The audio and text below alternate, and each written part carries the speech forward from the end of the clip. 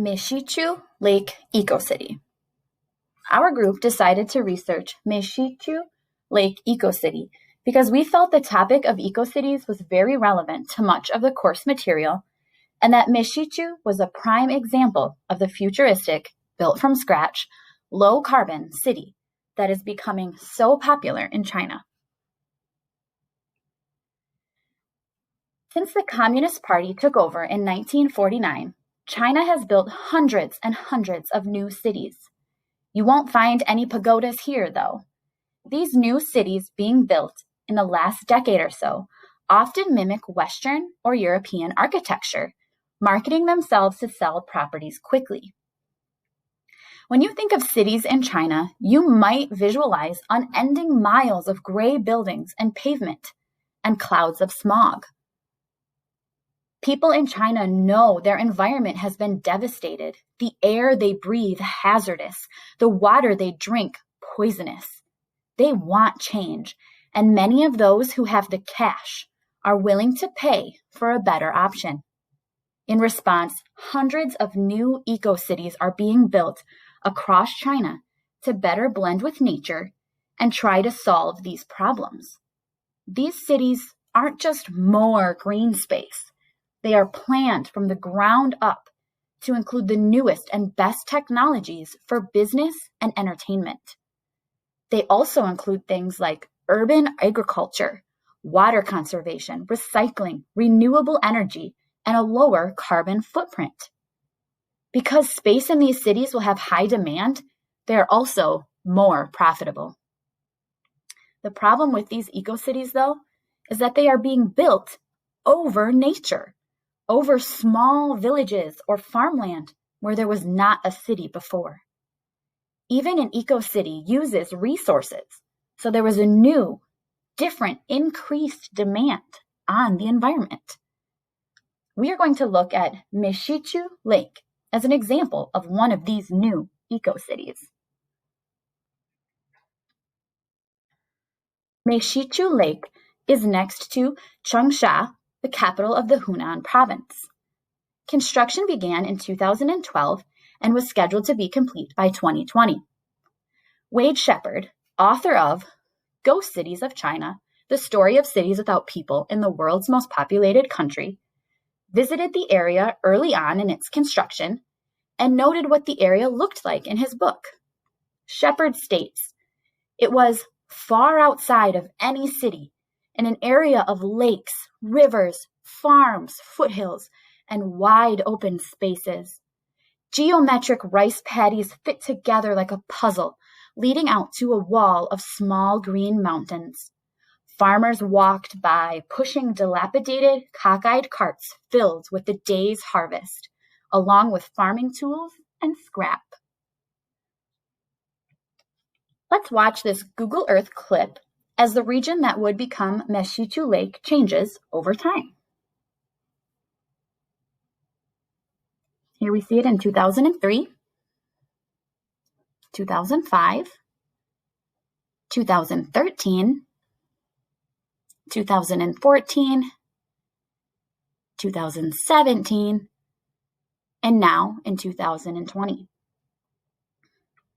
As Shepard said, it was a green, open space before construction began. Then they dammed up the river and suddenly a lake swallowed up the farmland. Just to give you an idea of the scale, this man-made lake, Meixi Lake, is slightly larger than Lake Winona, East and West Lakes combined. The ghost cities Shepard discusses in his book are part of China's push to modernize and urbanize its people and landscapes. Architects plan out entire cities from scratch. Then the heavy equipment comes along to bulldoze anything that's in the way.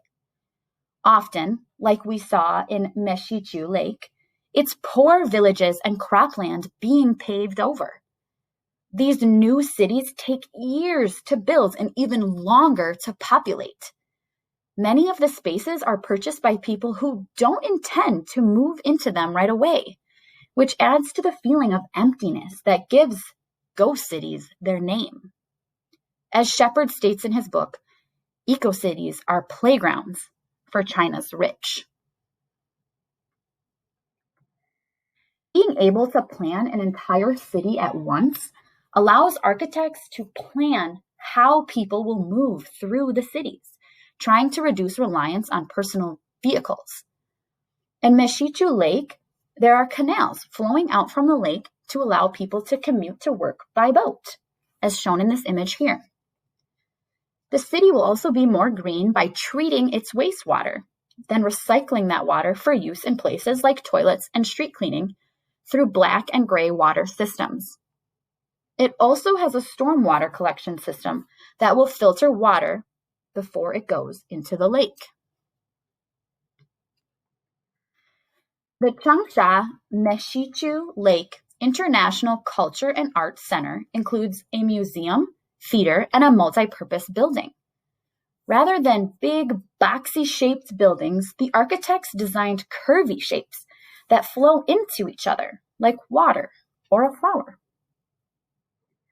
While the building doesn't exactly look like something we'd run into while exploring in the woods, it is a more natural shape that allows it to blend with nature more than the box-shaped buildings we typically see would.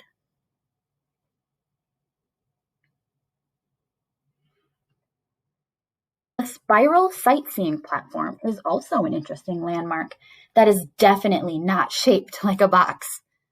You can see how architecture like this allows you to be inside while still feeling connected to nature, not to mention how awesome they look.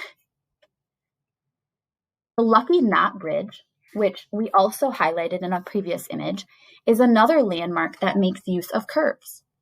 Built to look like a Chinese knot, it is a pedestrian bridge spanning the Dragon King Harbor River. It is a great example of the way China builds these new cities. It looks new and exciting. It complements the area, but it's a bit more flash than function. Don't bother going there with a wheelchair or a stroller because you will not make it over all those stairs. For all their appeal, eco-cities like Meixi Lake leave a lot of questions. Will the green building practices offset enough of the wear and tear on the environment created by the large population expected to move into these cities? What will be the impact of losing all the farmland and green space that used to be in these locations? Given that hundreds of new cities are being built, are they at some point going to have too little farmland to produce the food their exploding population requires? With the demand, will the price of these homes be low enough for the general population to live in areas like this that will, in theory, be healthier than other large cities? Or will these only ever be accessible by the rich? Because these cities are all so new, we just don't know yet. It'll definitely be interesting to see how it all works out. It does give us some hope, though, that these eco-cities may have ways to help slow the climate crisis, even with an exploding population. At the very least, there will be some interesting landmarks until the next time China bulldozes them to build something new. Because as Shepard said, the huge amounts of energy, resources, and manpower being pumped into the great works of today will ultimately produce the rubble heaps of tomorrow.